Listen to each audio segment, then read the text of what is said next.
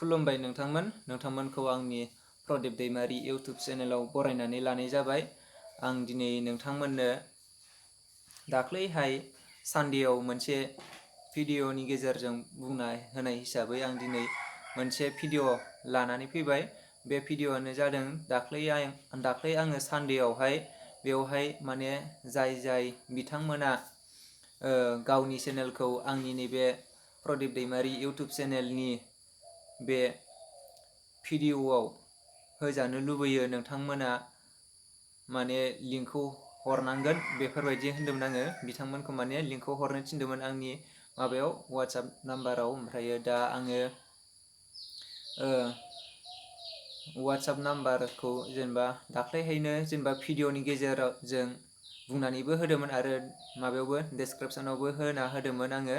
ओमफ्रायो बेवहाय जेनेबा बेयाव बे भिडिअआव आं बुंनाय लेखा सासेल' मानसि हरनाय जादों।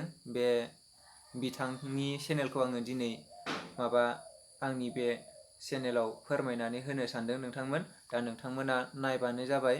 दा बिथाङा हरदों आंनो वाट्सएपआव गावनि लिंकखौ हरदों नोंथांमोन। बे बिथां हरनाय चेनेलखौ आं खिन्थानो सानदों। बिथांनि चेनेला माने फुल' बर' अफिसियेल आरोना नोंथांमोन। आङो चेनेलाव लिंकआव थुनानै खिन्थानोसै।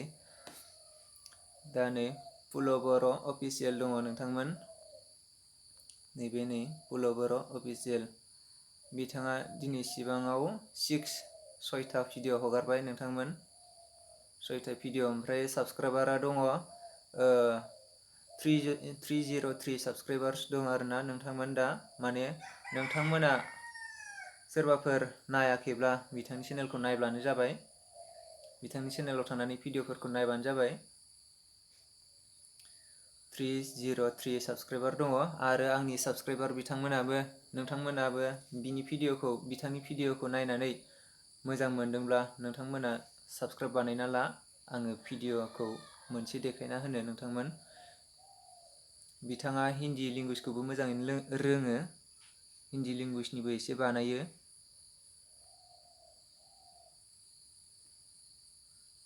नैबे माइ निउ ब्लग आसाम बेखौनो होनोसै आं प्ले।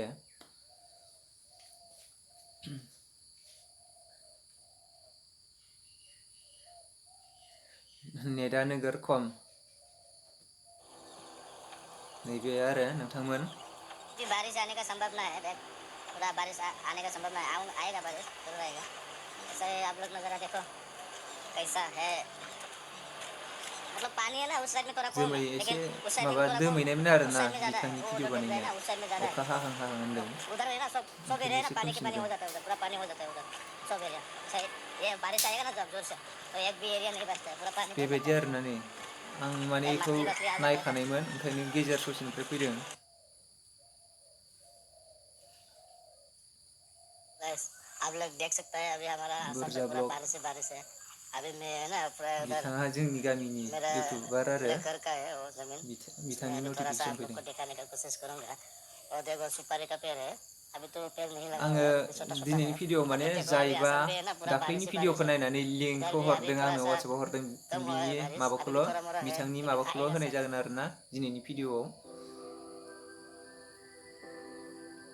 कैसा बेबायदि नज़ारा है, आरोना बहुत बिथांनि अच्छा है। वही भिडिअआ। नदी है, बिथाङा पहले बहुत ज़्यादा पानी हिन्दीजोंनो आया था, बानायो लेकिन अभी है ना मतलब क्या है क्या भिडिअफोरखौ। बोलते हैं दा बिथांनिनो मोनसे माबा नायबावनो नोंथांमोन।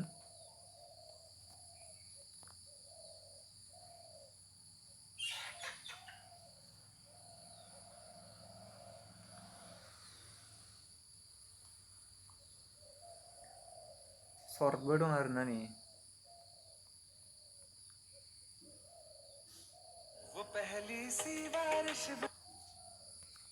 बेखौ नायजानाय नङा, बोरैबा कपिराइट फैगोन।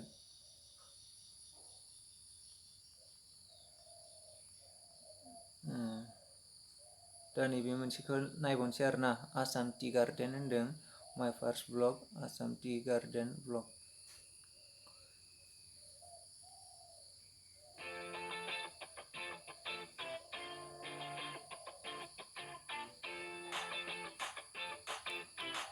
स्किप खालामसै नोंथांमोन एडभार्टाइजखौ।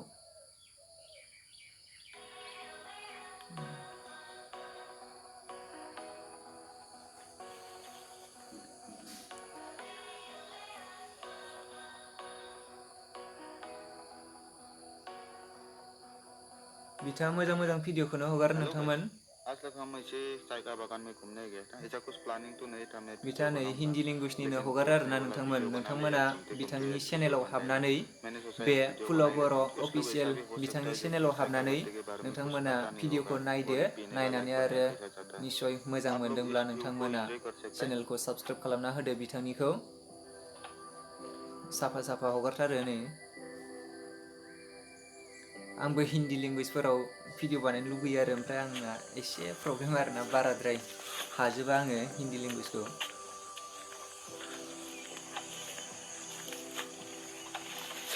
इधर का खराब है बहन। बेबायदि आरोना नै नोंथांमोन।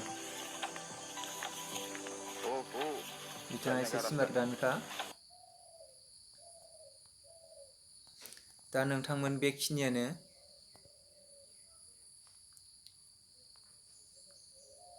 आङो भिडिअखौ बारा गोलाव बानायला, गोलाव जागोन। भिडिअ गोलाव जायोब्ला नायनो बायो मानसिफोरा। दा बिथांनि चेनेलानो जाहैबाय फुल बर'मोन नोंथांमोन। नै आं खेबसे लिंकआव थुनानै लांबावनोसै आं। फुल बर' कभारा माबा इउटुबाव कभार फटक होनाया नैबे दै सिख्लानि दङ।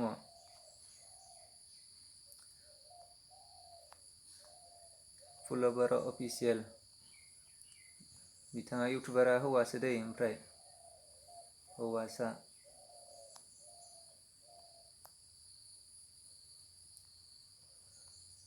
बेनो आरोना नोंथांमोन। नोंथांमोना मिथिखाबाय नै फुल बर' अफिसियेल। आं बेखौ जेरै दा भिडिअ बानायदों डाइरेक्ट होगोन, जेबो इडिट खालामफिनला नोंथांमोन। आंना इडिट खालामनो थाखाय मबाइला नोगोद प्रब्लेम जाना दङ। माने कुवालिटिफोरा एसे ल' कुवालिटि आंना, इडिटआव जायाखै। खनले खनले बानायब्लाबो केन्सेल थांबाय थानाय जादों इडिट टाइमाव। ओंखायनो आं इडिट खालामफिनला, डाइरेक्ट बानायसिगोन आरोना।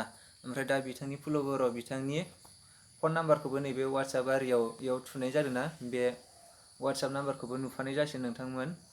आरो फुल बर' बिथाङाबो वाट्सएप नाम्बार नैबे जेनेबा नोंथांनि नाम्बारखौ नुनायखौ बेखौ गाज्रि दा मोनसै आरोना नोंथांमोन।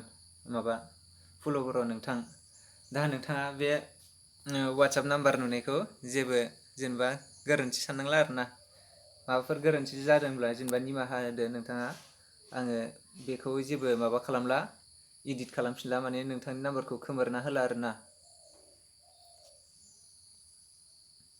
दा आङो थांनाय सानदेआव आं माबानायखौ खेबसे माबानानै होनोसै नोंथांमोन, आं माबायदि हगारदोंमोन।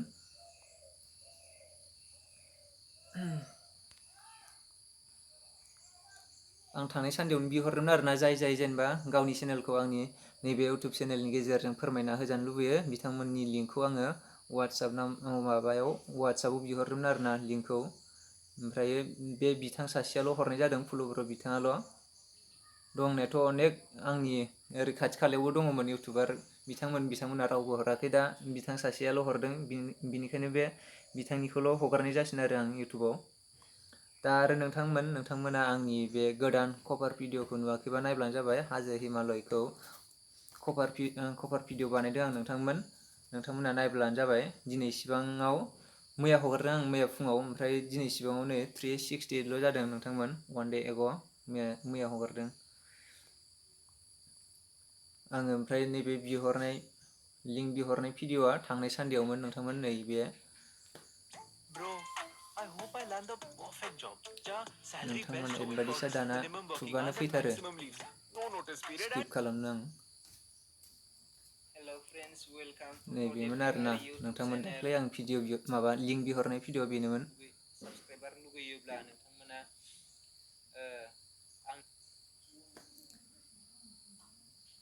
बेबायदि बिहरदोंमोन आरोना नोंथांमोन। नैबे माबाया आंना माने भिडिअआ इडिटिं खालामनो, माने इडिटिंआव आं होबाय थाला नोंथांमोन। माबाया गोबाव जागोन ना नोंथांमोन, भिडिअ गोलाव जागोन आरोना। दाख्लै आं बुंना होदों नालाय नेक्स्ट सानदेआव होगोन होननानै, दिनै आं होनाय जासिगोन नोंथांमोन। प्रदीप दैमारि इउटुब चेनेलाव बेयाव होनाय जागोन नोंथांमोन। अब्ला नोंथांमोना सोरबाफोर हरनो गोसो दङब्ला हरदो, ओमफ्राय नोंथांमोना बै सानदेसिम नेनानै थादो नोंथांमोन। आं बेबायदि बुंदोंमोन आरोना नोंथांमोन। नेटआ नोगोर स्ल', जोंहानावबो स्ल' नांथारो। ओरैजाय आं दखानखै थांब्लासो आं दखान होनाय जायगायाव बेवहायलाय नोगोर स्पिड आरोना नोंथांमोन। मोजांब्लानो साबस्क्राइबारा जेनेबा आंनि साबस्क्राइबाराबो नोंथांनि नोंथांनि चेनेलखौ दा बेखिनियानो। बोथोरा नोगोर गरम जोंनि कुमारहाटायाव। लेहेर फिल्म प्रडाक्सन लेहेर फिल्म प्रडाक्सननि नटिफिकेसन फैलायबाय नोंथांमोन। आं माने लेहेर फिल्म प्रडाक्सननि माबाखौबो साबसक्राइब खालामनानै लानाय दङ आंना नोंथांमोन। नायबाय थायो आंबो नोंथांमोननिखौबो। दा नोंथांमोन भिडिअखौ बारा गोलाव खालामला, आं बेखिनियावनो फोजोबनोसै।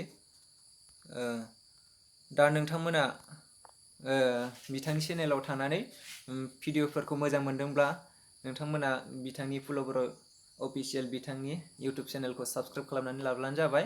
अब्ला आं दिनैनि भिडिअखौ बेखिनियावनो फोजोबनोसै नोंथांमोन। आरो आंनि चेनेलावबो सोरबाफोर दिनैसो हाबसनदोंब्ला नोंथांमोना आंनि बे प्रदीप दैमारि इउटुब चेनेलखौबो साबस्क्राइब खालामनानै लाब्लानो जाबाय नोंथांमोन। आरो लोगोसे लाइक, कमेन्ट आरो नोंथांमोननि लोगोफोरनो शेयार खालामनानै होब्लानो जाबाय। अब्ला नोंथांमोना दिनै आंनि भिडिअखौ नायनायनि थाखाय जोबोद जोबोद गोजोननाय थाबाय।